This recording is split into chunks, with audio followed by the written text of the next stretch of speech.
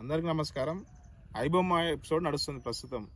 నిర్వాహకుడు రవిని అరెస్ట్ చేశారని చెప్పి కనీసం 10 మంది కూడా రవిని వ్యతిరేకంగా సామాన్యులు మాట్లాడటం లేదు. అసలు ఏం తప్పు ఉందని చెప్పి సినిమా వాళ్ళు జనం నుంచి దోచుకున్నారు.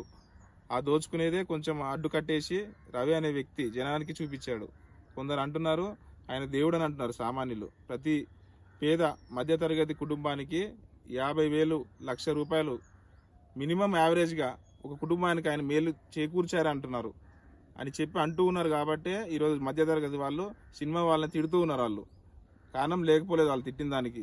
సినిమా పూర్తిగా లగ్జరీ అయిపోయింది, కంప్లీట్గా వ్యాపారమయం చేసేశారు దాన్ని. అండ్ ఈ అన్నిటిని మించి సినిమాను కూడా కులాల వారిగా రాజకీయాల వారిగా విడిపోయింది. ఈ సినిమా వాళ్ళు నోటుదుల ఖాళీగా ఉండకుండా వేదికలెక్కి రాజకీయ పార్టీల గురించి గెలకడం, ఆ పార్టీల్ని అభిమానించిన వాళ్ళ సినిమాలు బాయ్కాట్ పిలుపునియడం, వీళ్ళు వాళ్ళని బాయ్కాట్ చేయడం, వాళ్ళు ఇంకొకరిని బాయ్కాట్ చేయడం, మొత్తం మీద ఒక సినిమా హీరో అనబడే వాళ్ళు జనాల్లోకి పూర్తిగా వ్యతిరేకత మూటగట్టుకున్నారు. రాజకీయ హీరోల మీద పూర్తిగా ఏహే భావంతోనే ఉంది మొత్తం. పోంగ ఇక్కడ సినిమాలు రిలీజ్ చేసి ప్రపంచంలో అక్కడ ఇక్కడ అని చెప్పి ఫస్ట్ 2-3 రోజుల్లోనే వాళ్ళని అభిమానించే వాళ్ళ దగ్గర నుంచి దోచుకునే ప్రయత్నం అయితే చేస్తున్నారు.